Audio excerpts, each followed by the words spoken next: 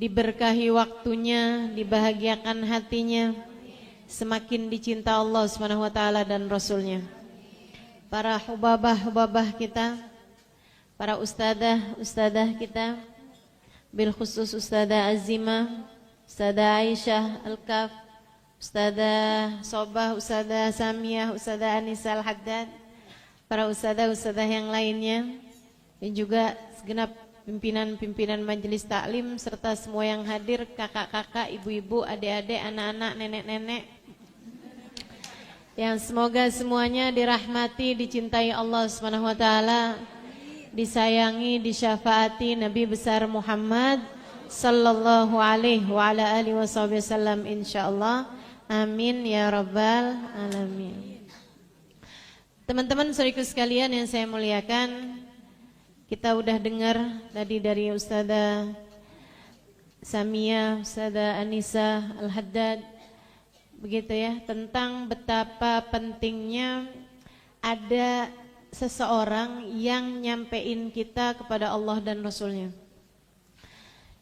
Allah Subhanahu wa taala bilang, a'udzubillahi minasyaitonirrajim, wa'tasimu bihablillahi jami'a. Berpegang teguhlah kalian semuanya sama talinya Allah. Jadi ada talinya Allah nih. Siapa tuh talinya Allah? Teman-teman sekalian yang saya muliakan, jadi begini.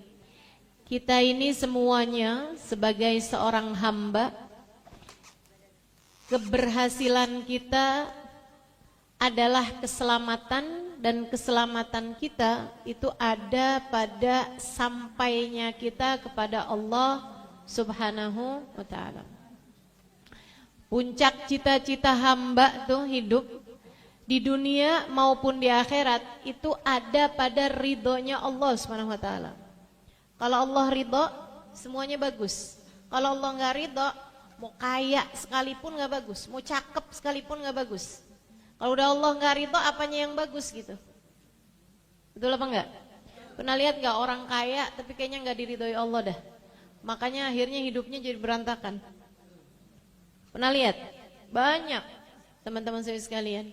Ya, mau dia pejabat, mau dia pengusaha, mau dia istri pengusaha, mau dia istri pejabat gitu kan. Orang-orang kaya tapi enggak dapat ridha Allah Subhanahu wa taala. Itu hidupnya berantakan, teman-teman. Anak narkoba, suami main perempuan. Wah, udah enggak ada enak-enaknya dah.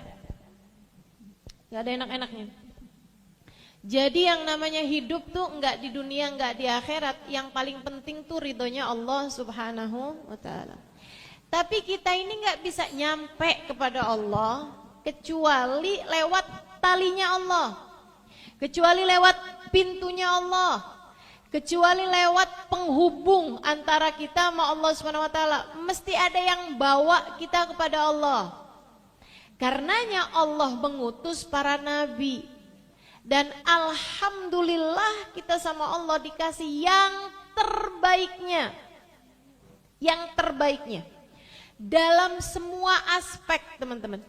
Dan terbaiknya itu bukan 2 kali lipat, bukan 3 kali lipat. Akan tetapi wa kulluhum mir rasulillahi multamisun gharfam minal bahri aw rashfan minad diyami. Bahkan seluruh para nabi-nabinya Allah mengambil dari Nabi Muhammad seperti segayung air dari lautan atau seperti setetes dari hujan deras.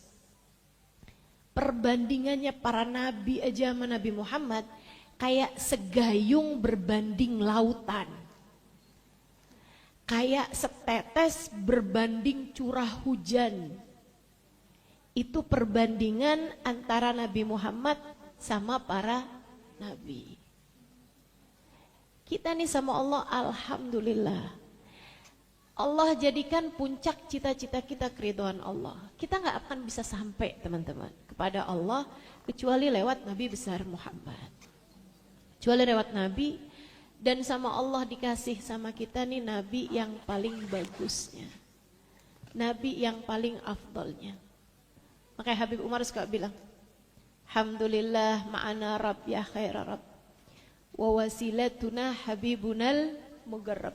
Kata Kata Habib Umar, alhamdulillah, alhamdulillah. Ma'ana Rabb ya khaira Rabb. Kita punya Tuhan seindah-indah Tuhan. Wa wasilatuna habibunal mugarrab, dan alhamdulillah kita punya nabi seindah-indah nabi. Sebagai wasilah kita kepada Allah Subhanahu wa taala, Allah tuh enggak tanggung-tanggung ngasih sama kita, teman-teman. Perantara antara kita sama Allah dikasih yang paling afdolnya, yang paling indahnya. Tadi yang Ustazah Samia bilang tuh, kalau Nabi Yusuf dikasih setengah ketampanan, Nabi Muhammad tuh ketampanan sempurna. Kalau dibilang tak ada gading yang tak retak, gadingnya Nabi Muhammad tuh nggak retak. Kalau dibilang tak ada manusia yang sempurna, kata-kata itu nggak berlaku buat baginda Nabi besar Muhammad. Apanya yang nggak cakep Nabi itu? Semuanya cakep. Semuanya cakep. Akhlaknya cakep, matanya cakep, senyumnya cakep, hatinya cakep, rambutnya cakep, semuanya cakep. Cakep semua. Cara lihatnya cakep, cara pandangnya terhadap segala sesuatu cakep, ibadahnya cakep, sholatnya cakep, puasanya cakep, semua cakep. Kenapa Allah bikin Nabi Muhammad cakep itu? Biar kamu seneng. Biar kita seneng sama Nabi Muhammad, sama Allah sampai dibikin secakep itu, teman-teman. Alhamdulillah. Mesti kita syukuri banyak-banyak. Kita gak bisa nyampe kepada Allah kecuali lewat Nabi Muhammad. Pintunya Allah, talinya Allah Subhanahu wa taala. Saudaraku sekalian yang saya muliakan, tapi tunggu dulu. Kita juga gak bisa nyampe kepada Nabi Muhammad kecuali lewat para wali.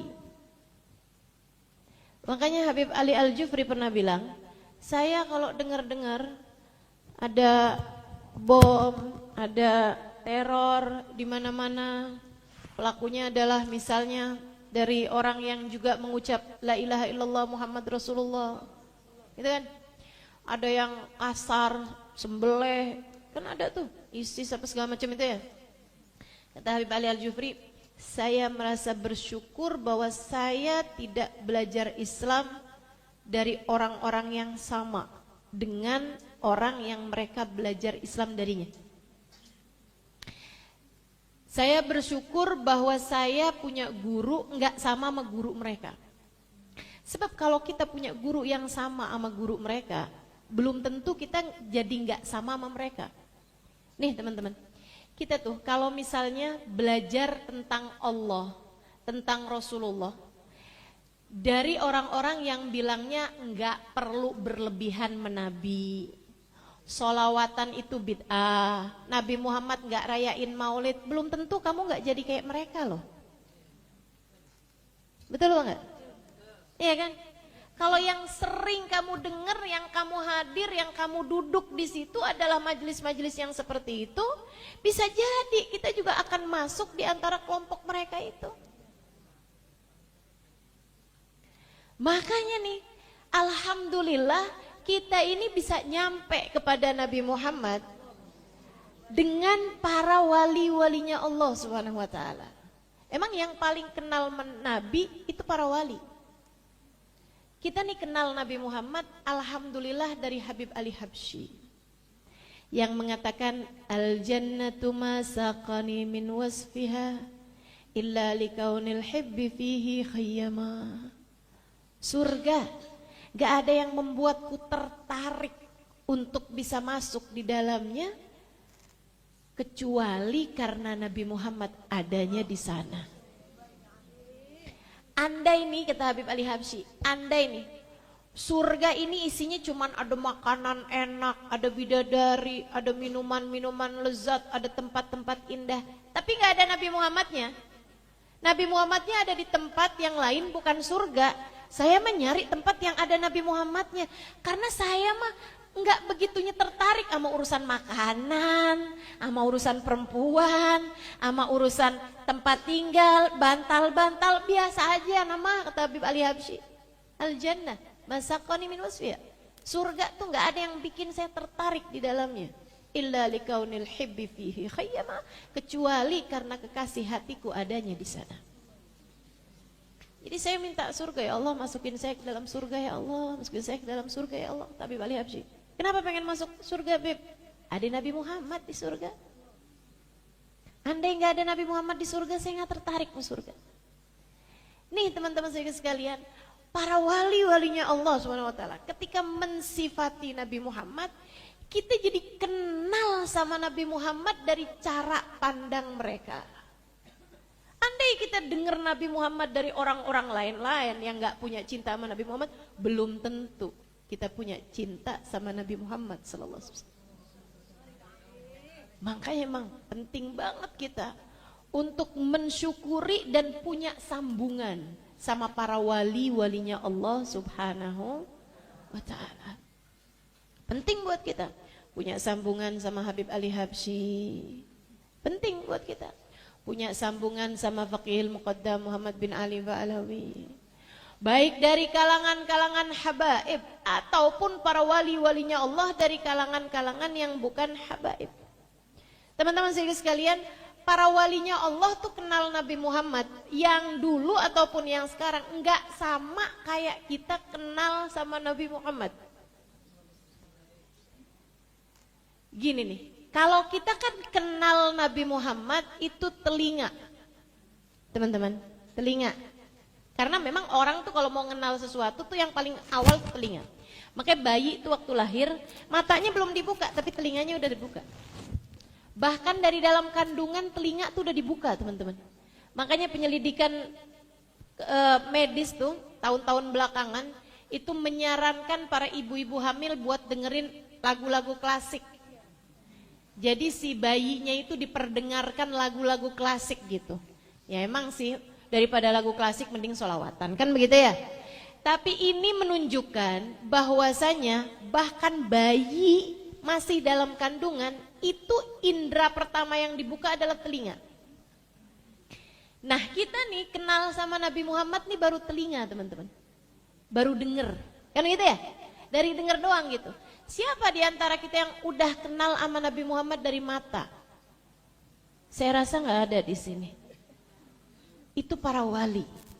Para wali itu kenal sama Nabi Muhammad bukan cuma dari telinga tapi sudah sampai ke mata. Mereka ketemu sama Nabi Muhammad sallallahu alaihi wasallam. Enggak sama antara orang kenalnya cuma dari denger doang sama orang yang kenalnya dari mata. Makanya biar kayak gimana gitu, Ustazah boleh nggak sih saya ngajinya dari YouTube aja, saya jamaah YouTubiah Ustazah. Ada lagi saya jamaah Facebookiah Ustazah, saya jamaah Instagramiah Ustazah. Gitu ya, teman-teman sekalian, ya itu tuh tak ada rotan akar bun jadi. Tapi kalau kamu masih bisa hadirin, beda loh rasanya antara yang denger cuman telinga sama ngeliat pakai mata juga. Bukan begitu? Beda apa nggak beda? Ya walaupun ustazahnya gini-gini doang ya. Tapi tuh beda rasanya. Makanya saya suka sarankan di majelis-majelis tuh, kalaupun ada yang di luar pakai cadar, di dalam majelis buka cadarnya, saya bilang. Buka cadarnya. Kenapa gitu? Karena ada sir dari nazrah, teman-teman. Ada sir dari melihat dan dilihat. Sebagaimana saya dulu belajar melihat dan dilihat oleh guru-guru saya juga senang kalau ngajar, saya melihat dan saya dilihat. Sama guru-guru, sama orang-orang yang hadir di majelis saya gitu.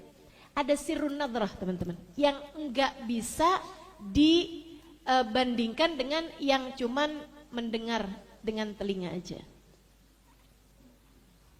Saudara sekalian, para wali kenal sama Nabi Muhammad enggak terbatas ruang, enggak terbatas waktu. Mereka itu kenal sama Nabi Muhammad itu bukan hanya sam'an, akan tetapi juga nadharan. Bukan hanya dengar pakai telinga, tapi juga ngelihat pakai mata. Sayyidina Imam Ar-Rafi'i alaihi ridwanullah, itu teman-teman saya sekalian, tiap kali ziarah ke makam Nabi Muhammad, itu makam Nabi Muhammad itu bergetar. Makamnya Nabi Muhammad tuh bergerak.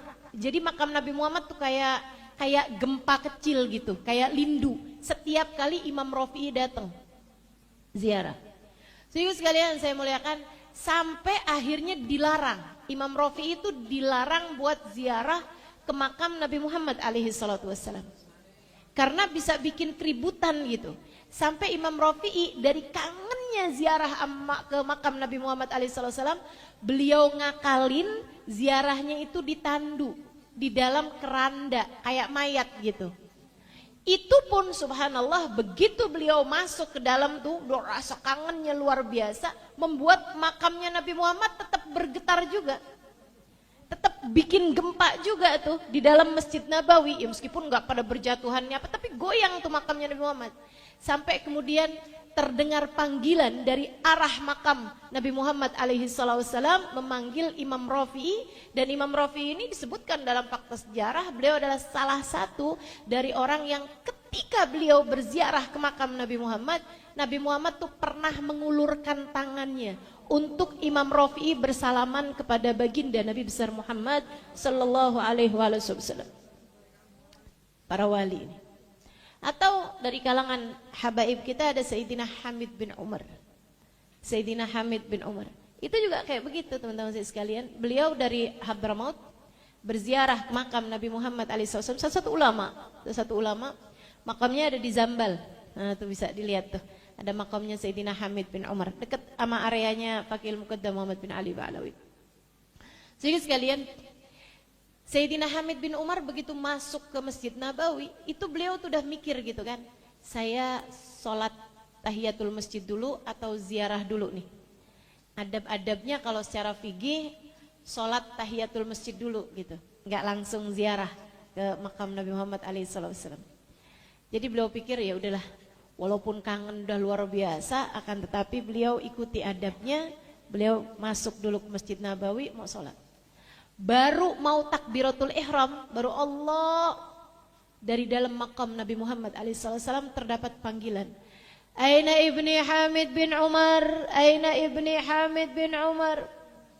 Anak saya Hamid bin Umar mana nih, anak saya Hamid bin Umar mana? Orang-orang berteriak-teriak, Hamid bin Umar, Hamid bin Umar, Hamid bin Umar. Sayyidina Hamid bin Umar baru bilang, Allah, Hamid bin Umar dicari Nabi Muhammad. Keluar dari sholat, nggak jadi takbiratul ihram, lari menuju makam Nabi Muhammad alaihissalam. Beliau ziarah ke makam Nabi Muhammad, dan seperti halnya Imam Rafi'i, keluar tangan Nabi Muhammad dari antara syubak. Sayyidina Hamid bin Umar mencium tangan Nabi Muhammad alaihissalam.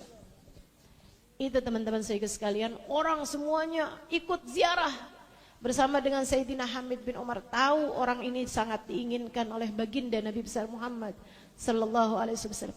Itu Sayyidina Hamid bin Umar waktu itu dari takutnya beliau sama rasa ujub, sama rasa bangga, beliau sampai taruh badannya di bawah situ terus bilang, yang keluar dari sini harus injak kepala saya, yang keluar dari sini harus injak kepala saya.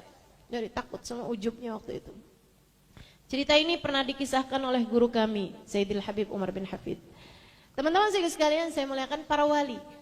Pengenalan mereka kepada Nabi Muhammad nggak sama pengenalan kita kepada Nabi Muhammad SAW.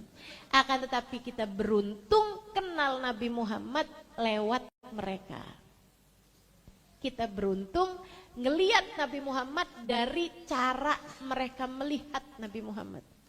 Kita beruntung kita dengar tentang Nabi Muhammad sesuatu yang kita dengar dari lisan-lisan mereka, teman-teman saudara sekalian. Orang-orang yang hatinya penuh dengan rasa cinta mereka kepada baginda mereka, Nabi besar Muhammad.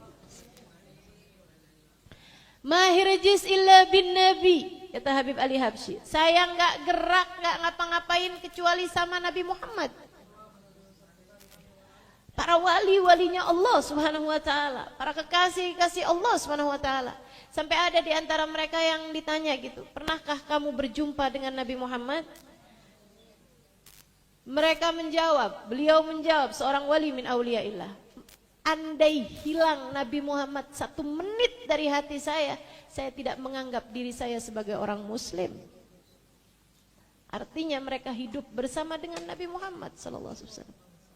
Ngapa-ngapainnya semuanya barengan sama Nabi Muhammad alaihi wasallam. Para wali-walinya Allah Subhanahu wa taala. Kita nggak sampai kepada Nabi Muhammad kecuali lewat mereka. Makanya baca Maulid.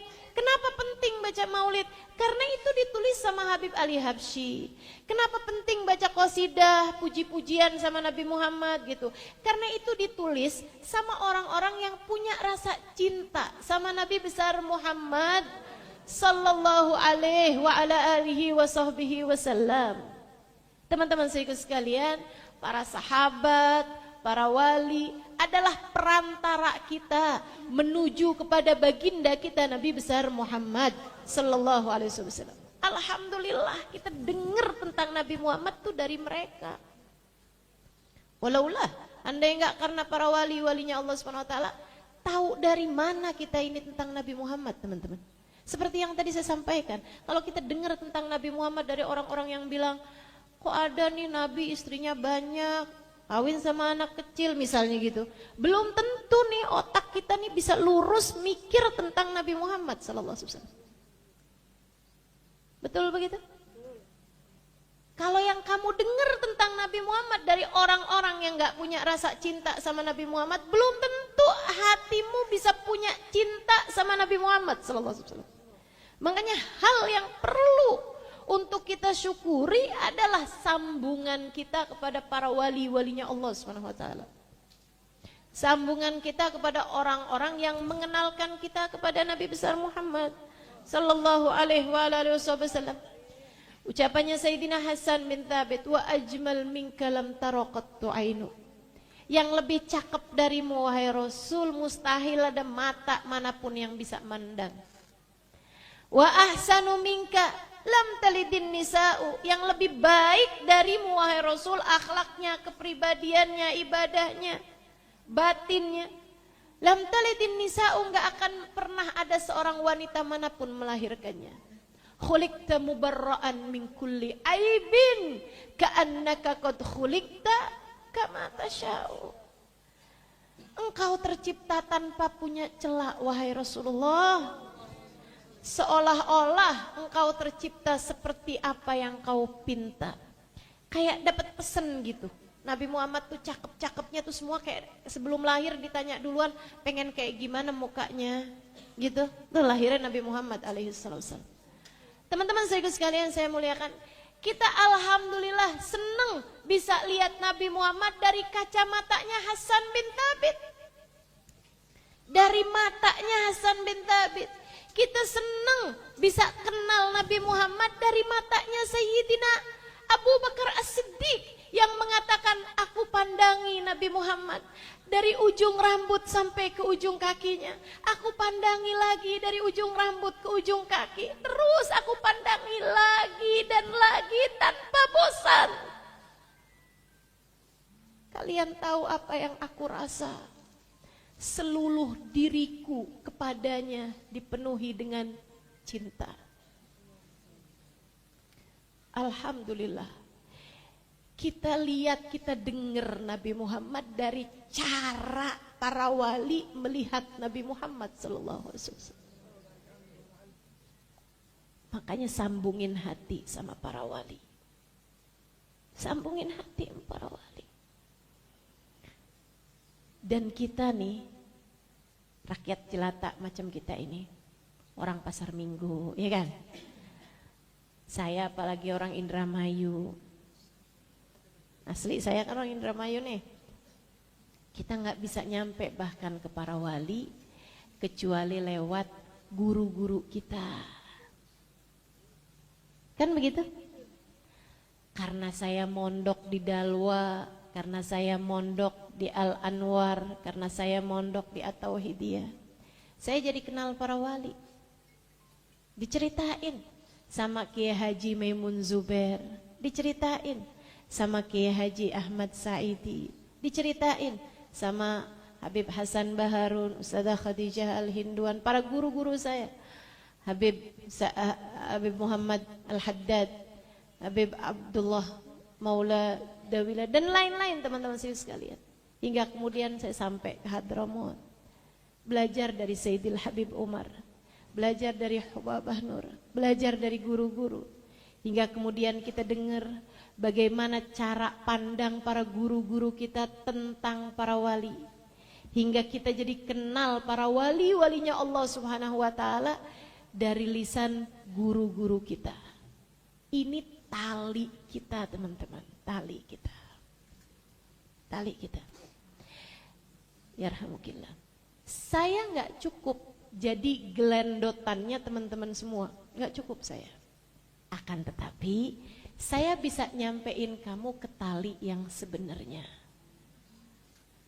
Tali guru-guru kita. Sama, saya sama kamu beda-beda tipis saja lah. Cuman beda saya lama mondok gitu aja saya rasa. Ya kan? Di saat teman-teman mungkin nikah gitu kan, saya lagi ngafalin hadis. Di saat teman-teman lagi belajar masak, saya lagi belajarnya baca kitab buat saya ngajar lagi, atau saya lagi baca kitab untuk saya kenali para wali-walinya Allah gitu. Tapi selebihnya saya sama teman-teman bedanya tipis. Kita nih sama-sama orang yang gelandotan sama para wali-walinya Allah Subhanahu wa taala.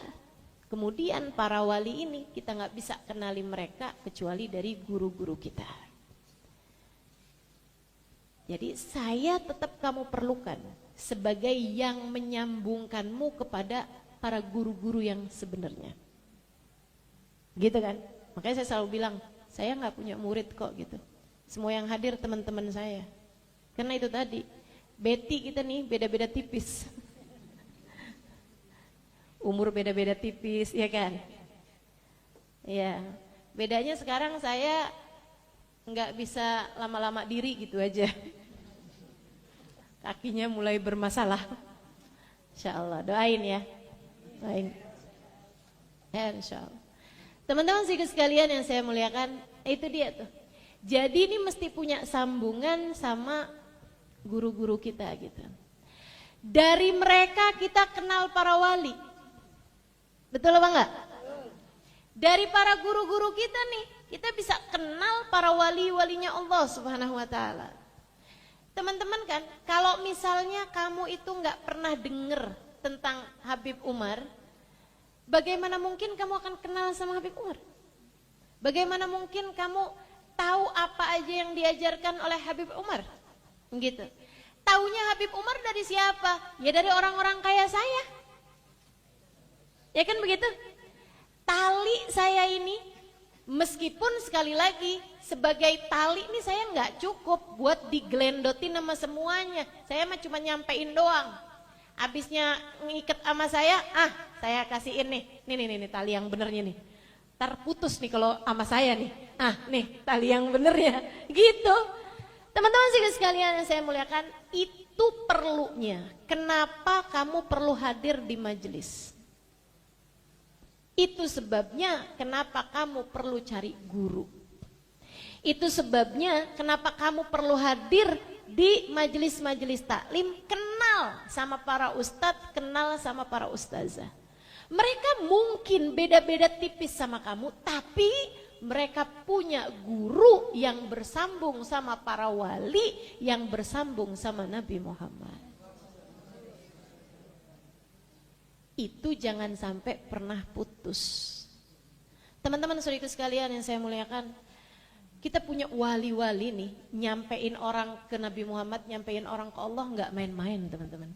Saya belum lama diceritain sama Hubabah Syarifah yang kemarin datang ke negeri kita ya. Adiknya Hubabah Nur, Hubabah Syarifah Al-Haddar, beliau itu sangat alim teman-teman. Itu dari seluruh putri-putrinya Muhammad bin Abdullah Al-Haddar, secara keilmuan itu beliau luar biasa. Luar biasa. Hafal Al-Quran dari sejak muda, hafal, punya banyak sanad Al-Quran, punya banyak sanad Al-Quran, dan luar biasa banget ya. Sanad Al-Qurannya itu ada yang dari orang yang sambungannya pendek banget sama Nabi Muhammad alaihissalam. Terus Beliau itu juga salah satu putri dari Habib Muhammad bin Abdullah Al-Haddar, seorang wali min auliyaillah, gurunya Habib Umar bin Hafid. Karena Habib Umar itu nikah sama putri gurunya, gitu ya. Habib Zain bin Smith juga gitu, nikah sama Habib Hubabah Maryam, itu putri dari gurunya. Jadi sekalian, Habib Muhammad bin Abdullah Al-Haddar, saya kemarin diceritain sama Hubabah Syarifah, ada orang cintanya sama Habib Muhammad Al-Haddar luar biasa. Luar biasa. Dia tuh sampai kayak yang andai Habib Muhammad Al-Haddar tuh bilang, kamu bunuh diri deh, tuh bunuh diri. Andai. Tapi kan nggak ada ceritanya guru-guru kita nyuruh kayak gitu. Andai aja, maksudnya dari sampai udah nggak iniannya gitu. Sampai udah bener-bener cinta sama gurunya tuh luar biasa, teman-teman. Itu sampai kayak begitu. Yang misalnya nih ada di gedung tinggi nih gitu ya, ada jendelanya di situ. Terus gurunya bilang, ente lompat. Namanya Salim. Namanya si murid ini, kakak adik berdua gitu ya. Nah ini yang adiknya nih yang saya mau ceritain. Dua-duanya sama-sama luar biasa cintanya sama gurunya. Disuruh apa aja gitu. Dan beliau ngerjain apa aja. Pokoknya udah dari ngebersihin kamar mandi apa segala macem pokoknya. Sama gurunya ini, khidmah yang luar biasa khidmah gitu, nggak usah pakai nanya-nanya dan nggak usah pakai gurunya mau tahu apa nggak tahu gitu, tenang aja teman-teman. Kita nih kadang-kadang ya kalau khidmah sama guru gitu, kayak yang kepengen banget guru kita lihat, guru kita tahu gitu, padahal andai nggak tahu juga Allah tahu, Nabi Muhammad tahu, khidmah sama guru kan khidmah dari sambungan tali ini gitu, udah nggak usah khawatir, tahu kok.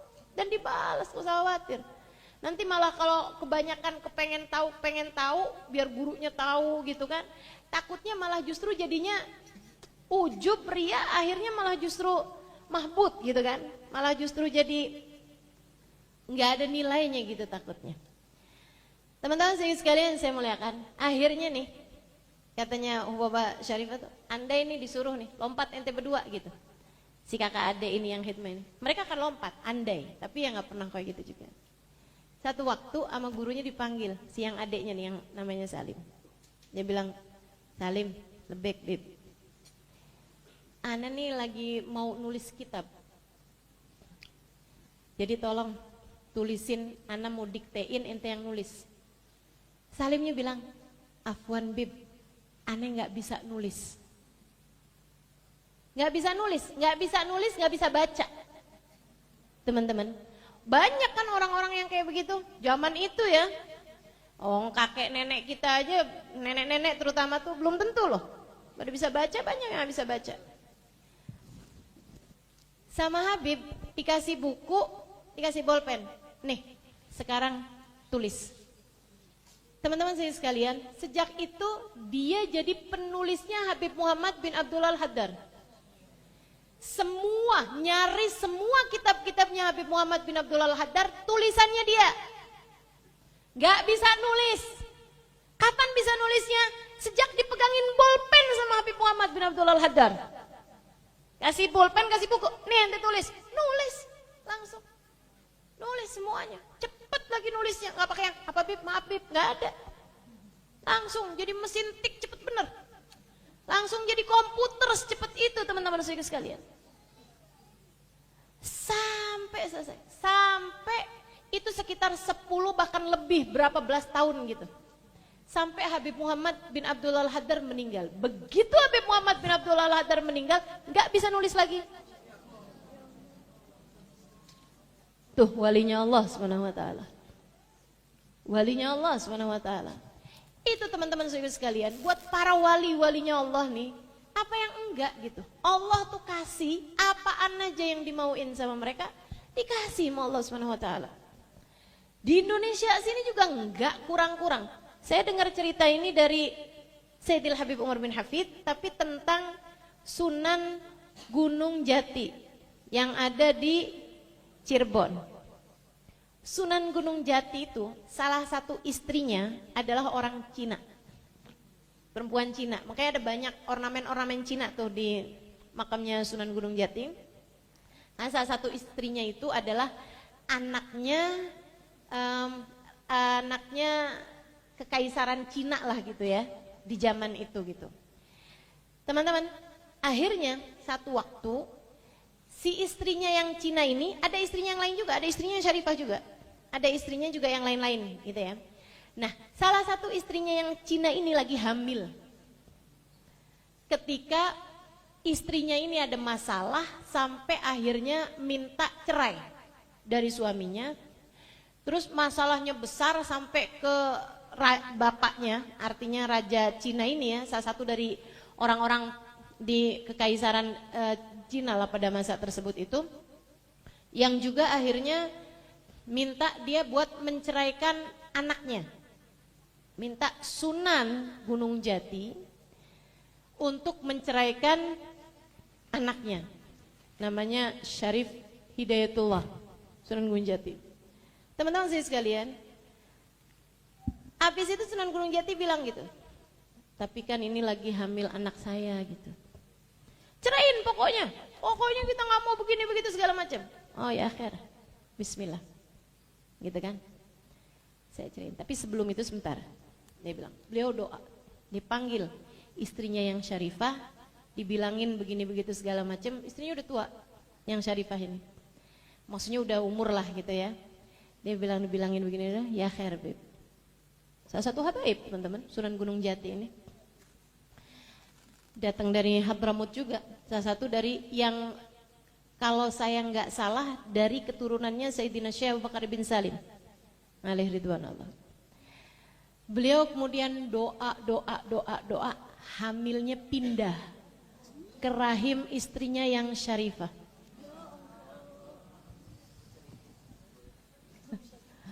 Buat Allah, buat para wali apa sih yang enggak? Buat Allah mau ngasih hambanya yang tercinta nih para wali, apa yang enggak? Suka-suka Allah aja. Karena mereka adalah talinya Allah.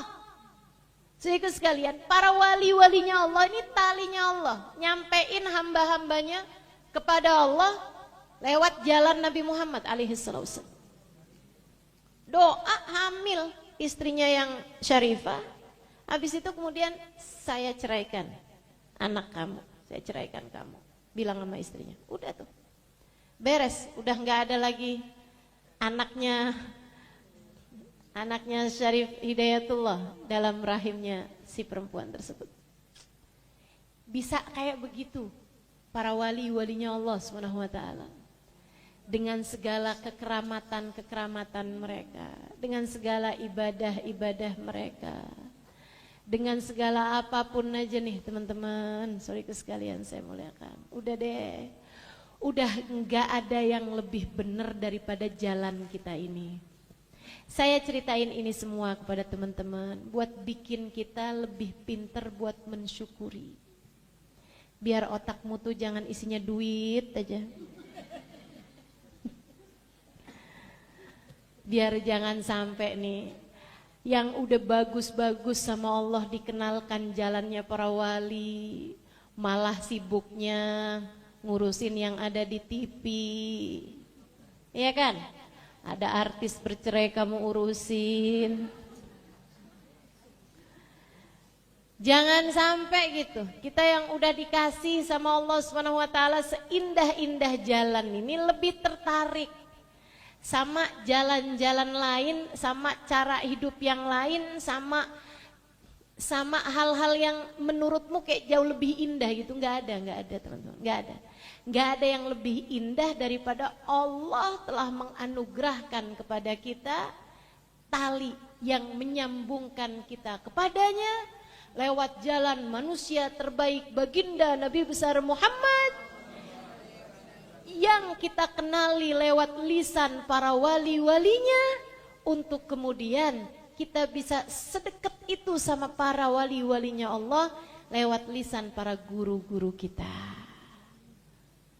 Mudah-mudahan Allah Subhanahu wa taala tetapkan kita di jalan ini insya Allah. Jalan cinta kepada Allah, jalan cinta kepada Rasulullah, jalan cinta kepada para wali-walinya Allah, jalan cinta kepada guru-guru kita. Tinggal dijaga dua hal aja. Apa itu? Yang pertama niat, yang kedua cara. Niatnya itu mesti benar, bukan karena kepengen dunia, bukan karena kepengen ini, kepengen itu, bukan karena kesenangan terkenal, kesenangan apalah, kesenangan bisa dapat banyak materi misalnya gitu. Mesti benar-benar dijagain. Yang buka majelis, yang hadir majelis, mesti benar-benar dijagain. Niatmu tuh mau buat apa gitu. Hikmah sama guru apa segala macam mesti dijagain niatnya. Buat apa gitu. Nyari Allah aja. Nyari Allah, nyari ridha Allah, nyari cinta Rasulullah, nyari syafaat Rasulullah sallallahu alaihi wasallam. Begitu. Niatnya mesti benar. Urusan-urusan dunia singkirin dulu dah. Nggak usah pakai niat-niatan yang kayak begituan. Tenang aja teman-teman, bonus. Yang lain-lain tuh bakalan jadi bonus. Gitu kan ya? Kamu bikin majelis maulid gitu, niatnya mesti yang benar gitu. Kalaupun kemudian tahu-tahu yang lagi sakit jadi sembuh, nah itu biar jadi bonus saja. Tahu-tahu urusan dunia gitu kan ya, jadi lancar, jadiin bonus saja. Tahu-tahu yang kemarinan ada masalah gitu, suami istri jadi beres gitu, jadiin bonus saja itu. Tapi yang kamu cari benar-benar nomor satu, ridha Allah, ridha Nabi Muhammad. Ridha Allah, syafaat Nabi Muhammad sallallahu alaihi wasallam. Itu adab, niatnya mesti benar. Yang kedua adab kita mesti benar. Adab sama guru, adab sama para wali, adab majelis, adab baca maulid, gitu kan ya? Hadir majelis maulid, jaga adabnya, gitu kan? Kayak gurunya bilang misalnya gitu kan, jangan foto, jangan video, udah kesepakatan kita bersama, jangan ada yang berani, gitu kan? Kalau suaranya boleh, Ustazah Halimah, suaranya aja juga nggak boleh, Ustazah Amirah, kan begitu? Jagain, jangan berani-berani. Ustazahnya nggak tahu ini. Saya bisa jadi nggak tahu, tapi Allah tahu. Ustazah Amirah nggak tahu ini suaranya direkam. Ustazah Amirahnya bisa nggak tahu, tapi Allah tahu. Jangan. Diem-diem, pelan-pelan, foto, gitu kan? Ustazahnya kayaknya nyangkain saya lagi selfie deh. Padahal saya kan sebenarnya lagi moto ustazahnya gitu. Jangan. Teman-teman sekalian saya muliakan, habis sudah terlanjur gimana? Ya hapus, buru-buru hapus. Begitu kan ya? Teman-teman sekalian, nggak usah pakai ada ancaman. Tuh nanti HP-nya rusak, nanti HP-nya diambil sama panitia, nanti HP-nya dibanting panitia, misalnya gitu ya. Nggak usah pakai kayak gitu-gituan. Masa sih kamu lebih takutan sama HP hilang daripada nggak dapet ridho guru? Adab macam apa yang kamu punya itu? Teman-teman saudaraku sekalian, guru tuh kalau udah ngomong ikutin aja. Meskipun andai kayak perintahnya nggak masuk di akal, tuh kayak si Salim tadi itu. Disuruh jadi penulisnya Habib Muhammad bin Abdul Al-Haddar, nulis kagak bisa, pegang bolpen caranya gimana nggak bisa. Tapi disuruh nulis, yaudah dia nulis, bismillah. Bisa. Hampir semua kitabnya Habib Muhammad bin Abdul Al-Haddar beliau yang nulis. Saya dikasih lihat nih Halimah, tulisannya Salim ini tadi nih. Nih tulisannya, Masya Allah, bagus, rapi, kayak orang udah belajar nulis berpuluh-puluh tahun. Jadi adabnya mesti dijaga. Imam Syafi'i itu bilang, ana guddamul Imam Malik. Saya di depannya Imam Malik, itu kalau buka halaman pelan-pelan. Buka halaman doang pelan-pelan. Kenapa gitu? Hatta la uzijal Imam Malik, sehingga tidak merusak konsentrasinya Imam Malik. Karena ya, teman-teman, saya kasih tahu. Orang itu kalau memaksimalkan otak, suka mikir, itu gampang terdistrak, gampang hilang konsentrasinya karena hal-hal yang remeh-remeh. Gitu. Itu kalau orang biasa make otaknya untuk hal-hal yang sangat-sangat penting gitu ya, mikir gitu. Itu tuh rata-rata mereka itu namanya high sensitive person, HSP. Orang-orang yang seperti itu, yang terbiasa memaksimalkan kerja otak buat mikir, itu kebanyakan sensitif. Sensitif telinganya, sensitif matanya gitu. Makanya tuh perlu konsentrasi penuh. Itu yang saya rasa dimiliki sama para guru-guru kita di atas. Makanya jadi kayak begitu.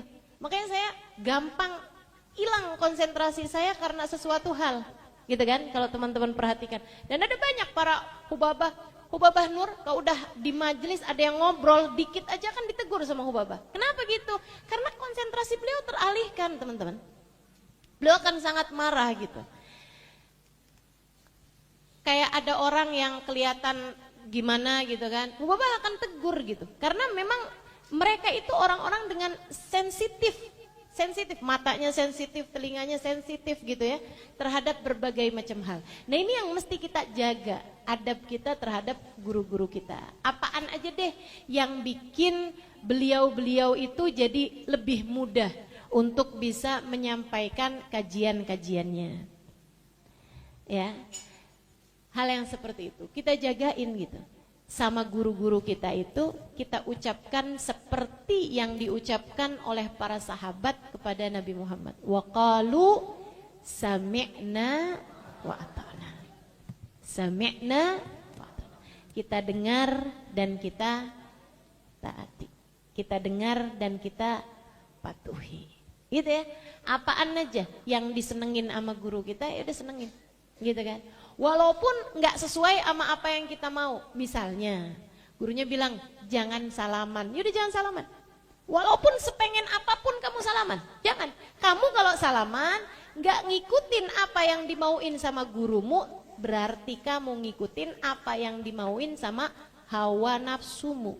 Hawa nafsu itu kita belajar ini tujuannya buat nyingkirin hawa nafsu, biar yang jadi hawa kita, yang jadi keinginan kita adalah keinginan Allah dan Rasulnya.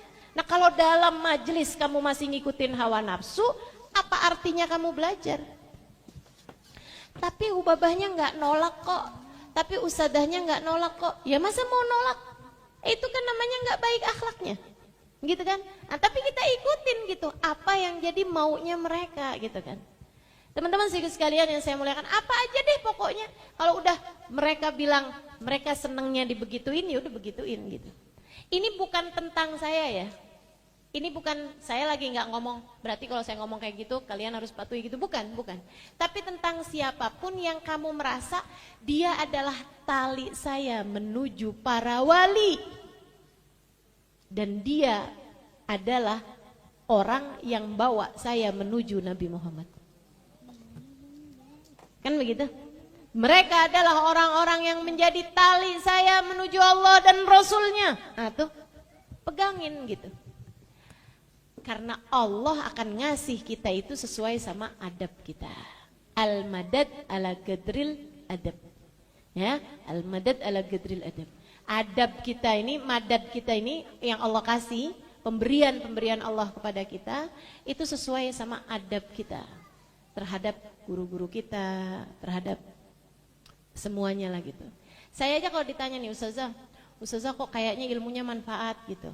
Teman-teman juga sekalian, asli dah saya kalau ngelihat diri saya nih ya, saya itu cerdas gitu, biasa aja, enggak yang cerdas banget gitu ya, enggak juga gitu, biasa-biasa aja. Saya kalau dibilang rajin belajar gitu, enggak loh, enggak gitu kan, biasa-biasa aja juga saya orangnya gitu. Tapi apa nih yang bikin misalnya gitu ya, kayaknya ilmunya manfaat gitu. Teman-teman sekalian yang saya muliakan, saya juga ngerasa tuh, saya itu punya ilmu yang berkah gitu ya. Kalau ditanya apa sebabnya, karena saya sami'na wa ata'na sama apapun yang disuruh mengguru saya. Disuruh kawin saya.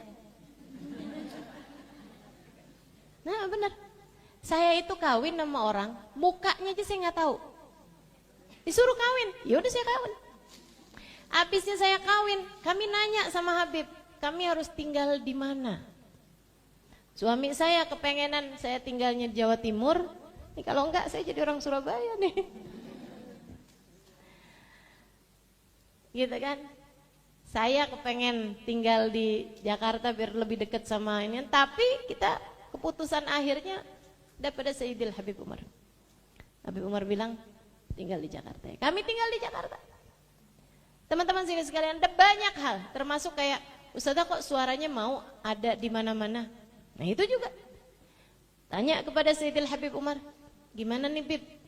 Yang nanya bahkan bukan saya, suami saya, karena saya nggak mau sebenarnya. Saya nggak mau gitu.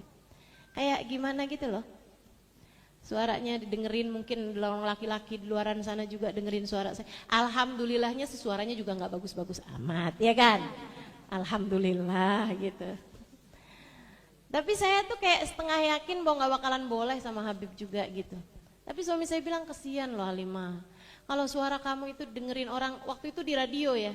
Yang dengerin radio kan banyak tuh. Biar semua orang di jalan-jalanan mau pergi ke kantor apa segala macam bisa dengerin suara kamu gitu. Jadi mereka dengar tentang Nabi Muhammad, dengar tentang cara sholat, ibadah apa segala macam gitu. Ya tapi masa sih suara saya dengerin sama laki-laki? Saya bilang ya sama Habib Umar, ya udah terserah gitu. Akhirnya dia ngomong sama Habib Umar, dan Habib Umar dengan direkam mengizinkan kepada saya untuk suara saya itu silahkan didengarkan baik secara langsung ataupun direkaman kepada siapapun gitu. Itu tahun berapa? Belum zaman musiman live streaming apa segala macam. Masih zaman radio tuh. Saya ngisinya juga masih di Radio Al-Wadi yang ada di Bogor sana itu. Belum 2010 itu, masih 2006, 2007 barangkali itu. Gitu. Nah itu teman-teman saya sekalian, pokoknya tuh apa-apa tuh kalau udah bagus baik kita sami'na wa ta'na guru, itu udah yang paling pas. Waktu saya dibilang suara saya diizinkan buat didengerin sama semua orang termasuk laki-laki, saya tuh sedih gitu. Saya ngerasanya kayak yang jadi anak perempuan yang gak begitu disayang gitu. Di sini gak apa-apa deh, gak apa-apa suaranya didengar sama laki-laki gitu. Jadi ya udah sampai sekarang juga saya tidak merasa lebih baik daripada teman-teman saya yang suaranya gak diperbolehkan untuk didengarkan sama laki-laki. Cuman saya merasa mungkin Sayyidil Habib Umar melihat sesuatu hal yang kemanfaatannya jauh lebih besar daripada mudaratnya. Ya kan begitu? Jadi kita nggak bisa nyalah-nyalahin. Kenapa ustadzah yang ini suaranya nggak mau didengerin? Kenapa yang ini suaranya mau didengerin gitu? Itu bukan tentang kami, bukan tentang saya, bukan tentang ustadzah yang lain, bukan. Ini tentang manhaj yang sudah ditetapkan oleh guru-guru kami dengan melihat sesuatu hal yang tidak dilihat oleh kami-kami bahkan. Gitu teman-teman saya sekalian. Nah, jangankan kalian yang mempertanyakan kenapa ya sama Habib Umar kok yang ini boleh, yang ini nggak boleh gitu. Ya jangankan kalian menanya sama diri kalian sendiri, nanya sama saya aja saya nggak ngerti kenapa. Ya kan begitu? Ya udah itu urusannya mereka. Urusan mereka sama Allah, urusan mereka sama Rasulullah yang pasti mereka tidak akan pernah memutuskan sesuatu hal yang bertentangan atau yang tidak diridhoi Allah dan Rasulnya. Sekali lagi, yuk tetaplah di jalan ini. Insya Allah. Kita jalan bareng-bareng menuju Allah. Udah gak ada yang lebih cakep, gak ada yang lebih benar. Udah kita hidup cintai Allah, cintai Rasulnya, cintai para wali, nyambung sama para guru-guru kita. Ikutin cara sholatnya, ikutin cara ibadahnya, ikutin cara cintanya, ikutin adabnya kita benerin, gitu kan ya? Dapat insya Allah, pasti dapat. Jangan pernah mau putus dari jalan ini. Jangan pernah mau, saya mah di jalan ini udah bosen saya mau pilih jalan yang lain aja. Jangan teman-teman, nyesel ntar. Nyeselnya sampai ke ubun-ubun. Takutnya nyeselnya ntar di akhirat gak bisa balik lagi. Gitu ya. Nah udah di sini aja kita tetepi jalan ini. Kita ada di ihdinas siratal mustaqim. Kita minta sama Allah ditetapkan di jalan ini sampai dengan kita menghembuskan nafas yang terakhir dalam jalan cinta pada Allah, jalan cinta pada Rasulullah, jalan cinta pada para wali, jalan cinta pada guru-guru kita insyaallah. Wassallallahu ala sayyidina Muhammadin wa ala alihi wa sahbihi wasallam. Dawam fi subhanakallahumma wa tahiyyatuhum fiha salam. Akhiru da'wana anil hamdulillahi rabbil hadratin nabi. Al-Fatihah. A'udzu billahi minasyaitonir rajim. Bismillahirrahmanirrahim. Alhamdulillahi rabbil alamin.